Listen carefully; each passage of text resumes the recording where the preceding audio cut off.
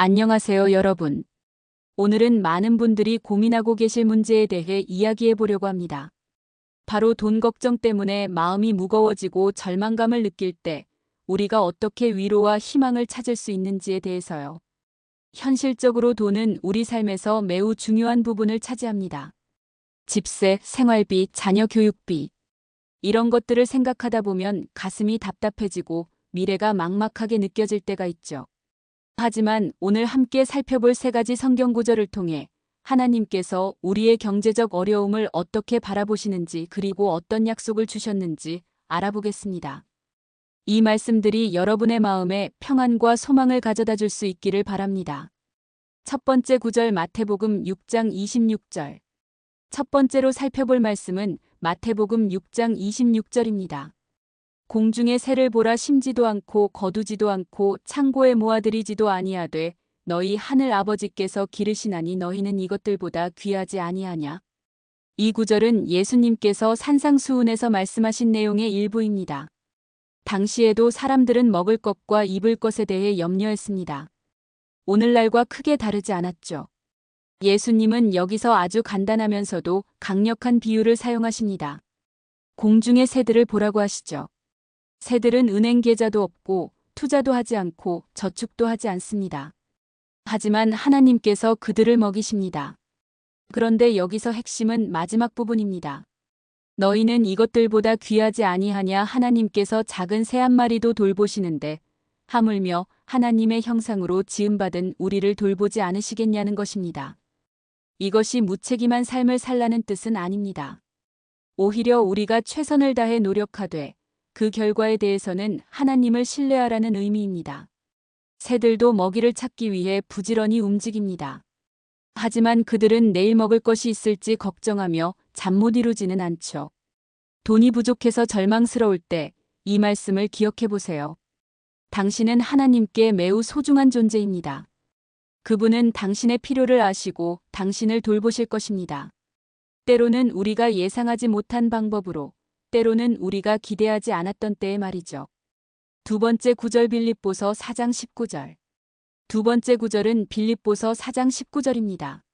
나의 하나님이 그리스도 예수 안에서 영광 가운데 그 풍성한 대로 너희 모든 쓸 것을 채우시리라. 이 말씀은 사도 바울이 빌립보 교회 성도들에게 쓴 편지의 일부입니다. 당시 빌립보 교회는 바울의 사역을 후원했는데 그들 자신도 넉넉하지 않은 상황이었습니다.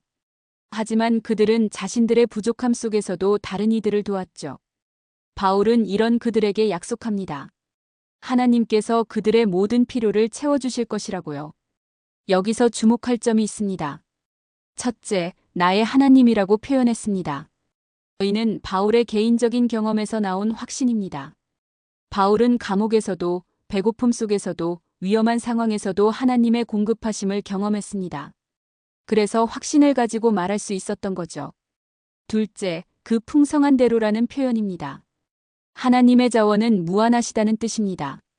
우리는 한정된 자원을 가지고 있지만 하나님은 그렇지 않으십니다. 그분의 창고는 결코 비지 않습니다. 셋째, 모든 쓸 것을이라고 했습니다. 우리가 원하는 모든 것이 아니라 필요한 모든 것을 말합니다. 하나님은 우리의 진정한 필요가 무엇인지 아시고 그것을 공급해 주십니다. 경제적으로 어려울 때 우리는 종종 하나님의 능력을 의심하게 됩니다. 정말 하나님이 나를 도우실까? 이번에는 너무 심각한 것 아닐까? 하지만 이 말씀은 우리에게 확신을 줍니다.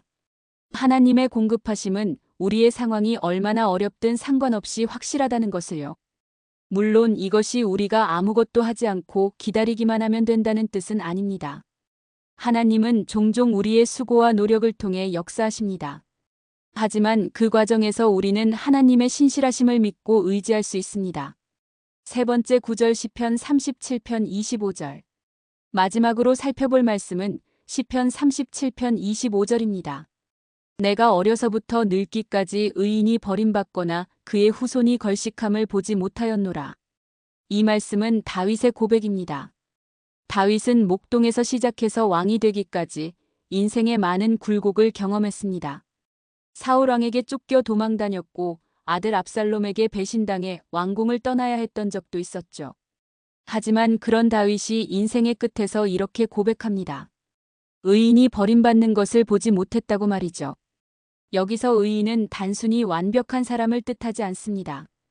하나님을 믿고 의지하며 살아가는 사람들을 말합니다. 다윗이 말하는 것은 하나님을 믿는 사람들이 경제적 어려움을 겪지 않는다는 뜻이 아닙니다.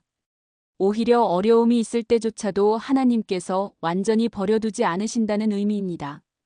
걸식함을 보지 못했다는 표현도 중요합니다. 의인은 굶어 죽을 정도로 방치되지 않는다는 뜻입니다.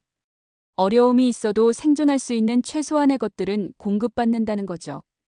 또한 그의 후손까지 언급하는 것을 보면 하나님의 돌보심은 한 세대에 그치지 않습니다.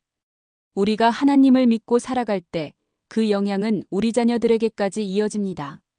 이 말씀이 주는 위로는 이런 것입니다. 지금 당신이 아무리 어려운 상황에 있어도 하나님은 당신을 완전히 포기하지 않으신다는 것입니다. 역사를 통해 수많은 믿음의 사람들이 이것을 경험했고 다윗도 그것을 목격했습니다. 때로는 도움이 예상치 못한 곳에서 올 수도 있고 때로는 우리가 생각지도 못한 기회가 열릴 수도 있습니다.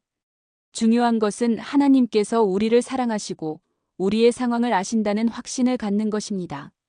실적용과 결론. 이 세 구절을 통해 우리가 얻을 수 있는 교훈들을 정리해 보겠습니다. 첫째, 하나님은 우리의 가치를 아십니다.